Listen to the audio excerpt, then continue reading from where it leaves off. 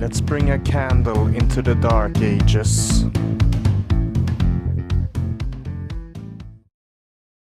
Welcome back to my channel, I'm the Amastorian. And this time we're gonna talk about something controversial. We're gonna talk about Shieldmaidens. And before I get into this, I gotta say thank you to Fredrik Campantier Ljungqvist at the Historical Institution, Stockholm University, who has given me a lot of information and confirmation on information in this video. And if you only want the short answer on this, whether historical accurate or not, did they exist? Well, the short answer for that would be we don't know.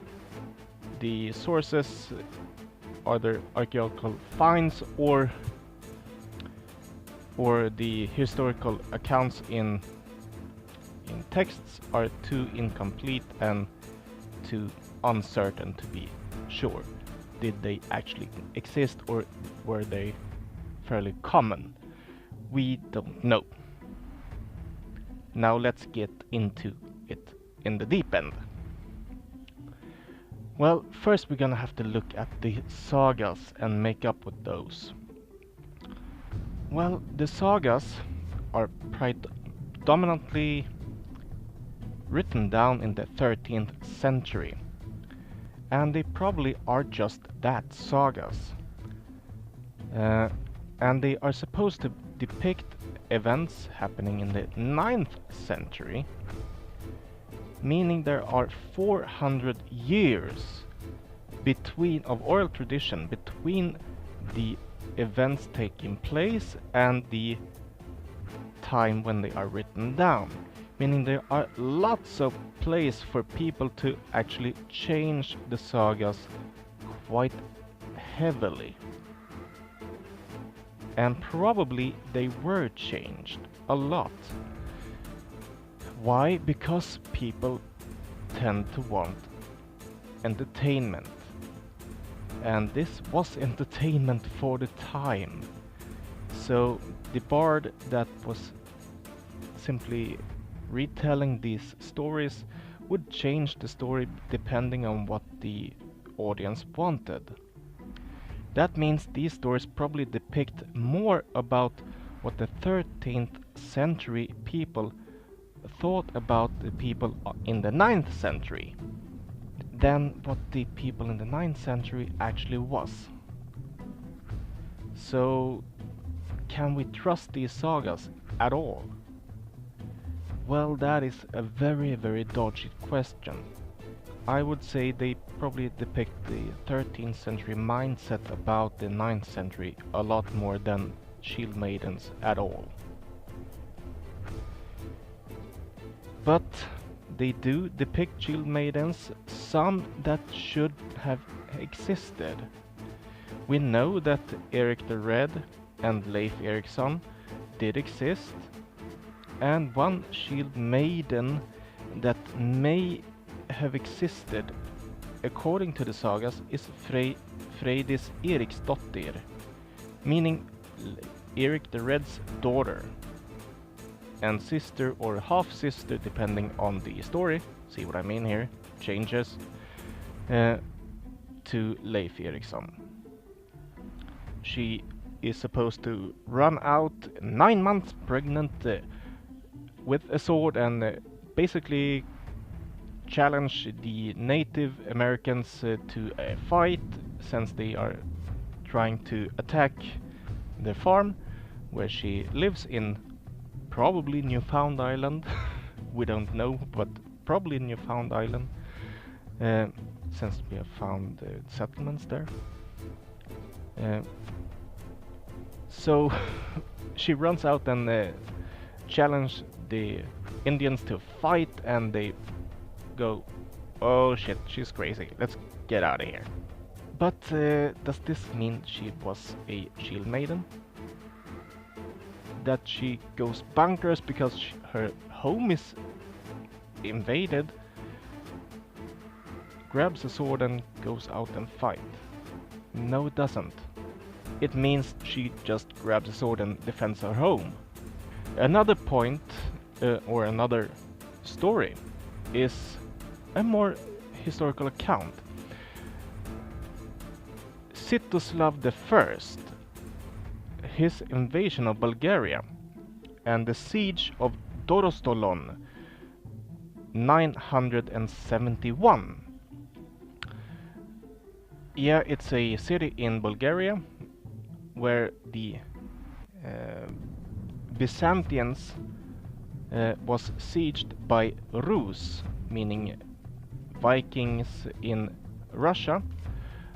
On the other side, the Byzantines had the Varangian Guard on the inside of the city and was being sieged. Now, I'm not gonna go through the entire war and the whole thing. The point here is that the city is doing a sally.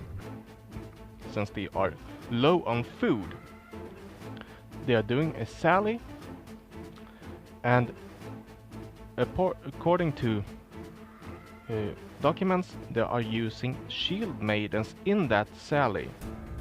Now, does that mean that there were actually women warriors among them? May not mean that. It may just mean that they were using women to just ravage for food, while the men did the fighting and let the women go and gather food for the city, while the men occupied the soldiers outside. That would be more probable than they were actually shield maidens in this, along with the soldiers. But that is what they are saying. They were shield maidens along the warriors. So, was there? Maybe, maybe not. It can mean, it doesn't need to mean that there were shield maidens among the Varangian Guard. But we don't know that. I don't believe there were. There should have been other sources pointing at it. But there aren't, so we don't know. But what really kicks this in the nuts pretty hard is grave 581 on Birka. Now, 581 was identified as a man, being a typical Viking Age warrior, and it was discovered in the 19th century, and it was thought to be a normal man, typical man warrior from the Viking Age. Nothing special. Later it was identified as a woman. Now let's go through how you identify a body. Well, you can identify it by a close relative being, or friend or associate of this person, just telling you, yeah, that's my brother, that's my sister, or my uncle, or whatever. Can we do that in this case? Might be a bit trouble to get someone, a relative to this guy, identifying him, so no. How about an ID card? Driver's license? Library card? Did she have anything like that? Any identification? No. Damn it. He forgot his driver's license. Dental records then. Did he have any dental records? No. So most of the common things we identify people by normally are gone.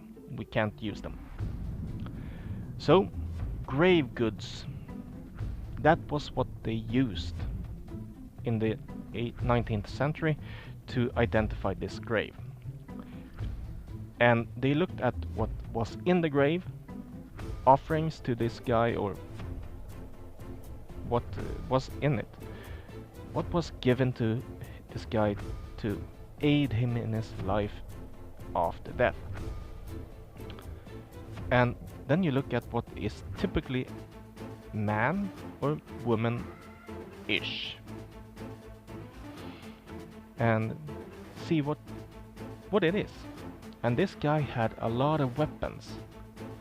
He had a shield, a sword, an axe, a knife, arrows for armor piercing, 2 horses, and a board game that indicates that he was some form of officer.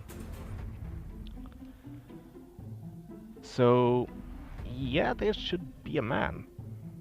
So can you identify him in any other way? Yeah, you can. You can look at the skeleton, because men and women's skeleton tend to look a bit different. Most dominantly the pelvis. Now, the pelvis of a man has a smaller cavity than the pelvis of a woman. Why? A woman tends to need a bigger birth canal to give birth. Men doesn't usually need to give birth. Not that often that I know of anyway. So, and in this instance, this grave, 581, is typically woman. And there is another way to identify a corpse, and that is by DNA.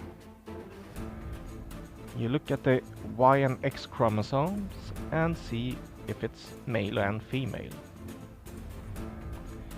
And this was identified by the teeth to be a woman. Yeah, that's a big kicker in the pants for this. This was a woman. And she was identified to have, by isotope analysis, to be meaning that she ate a lot of crops and stuff from different parts of the world, meaning she traveled a lot, going well in the line of a warrior from this time that travels a lot. So what does this mean about this myth about Shieldmaidens? Damn, they must have existed, because we found her. well, we found her. Here she is. But was they common? Well, probably not. They were probably not that common. When they were, they probably banded together for protection from their own, but when they were in the pitched battle, they probably would band together with other men, predominantly in a shield wall, so you don't get a weak spot in a shield wall. Damn, they absolutely did exist, but were they common? Well, probably not. But can we say that they were banded in large numbers, as the sagas tends to say, and most commonly, absolutely, the pop culture tends to tell us? Probably not. They were probably not that common or that big bands of women. I doubt that. But some people, some women did this, yes. But it's a big difference between just picking up a weapon and defending your home and going out to seek danger and to seek battle and seek war. That is a different thing. Just defending yourself and defending your home is one thing, but to actually go out and look for war, that is something else. And that was probably very uncommon, but it did happen. this grave I must say, indicates that it did happen.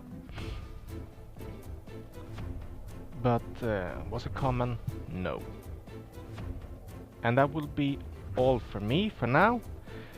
Please give me your comments below. Give me a big thumbs up if you liked it. And don't forget to subscribe and like the Facebook page. Bye bye. Thanks so much for watching. Like and subscribe.